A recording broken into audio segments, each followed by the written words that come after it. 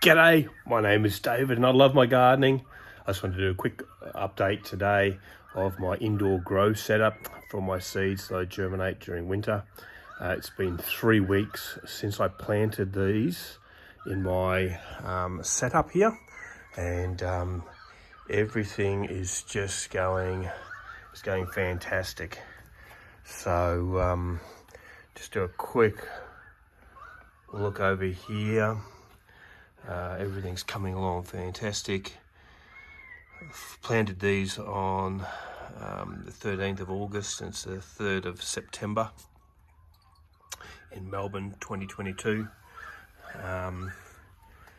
We have got our tomatoes are coming along nicely. I actually planted a second lot of tomatoes a week later, so these guys, these two trays here, are actually only 2 weeks since planting them, but we've had reasonable germination.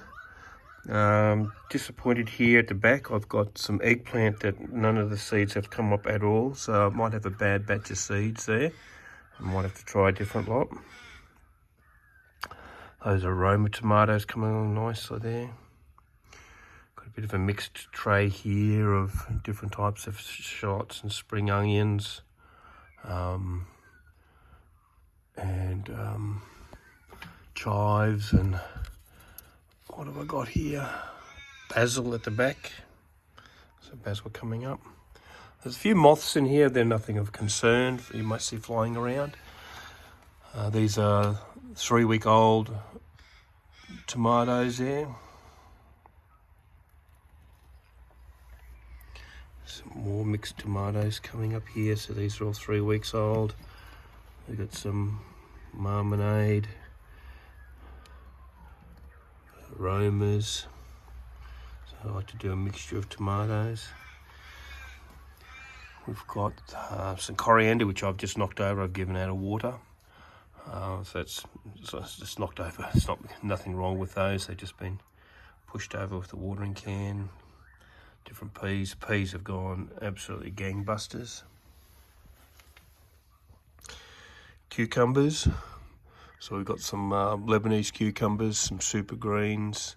They're a long market cucumber there in the middle, and some pickling ones at the back.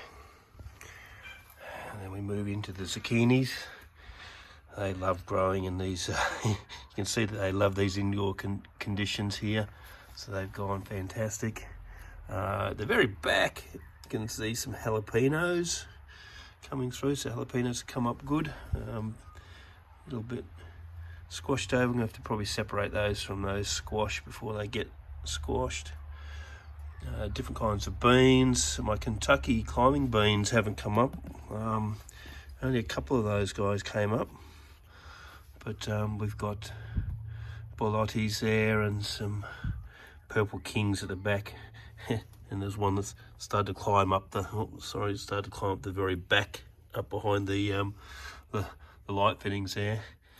And these peas have just taken over. I'll be transplanting these out today, so 3 weeks after putting them in the trays, those guys are ready to go outside. So that's just a quick update of how these are all coming along. Indoor grow setup with grow lights. I water them using a watering can. Someone asked me last week how I water these plants and how much I do.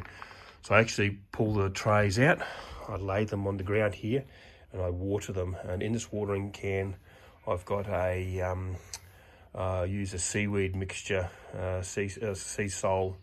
And there's also a power feed version that they have, which I alternate between. So there's a power feed, a liquid fertilizer, and then there's a sea salt. I'll give that a dose. I usually water on Wednesday. We'll give it a water, and on Saturday we give it a water. But I only water, and this is really important, I only water the trays that are dry on the surfaces. It's very easy to overwater plants and you end up with molds and funguses growing. You get rot, particularly if the seeds haven't germinated. You end up with rotted seeds.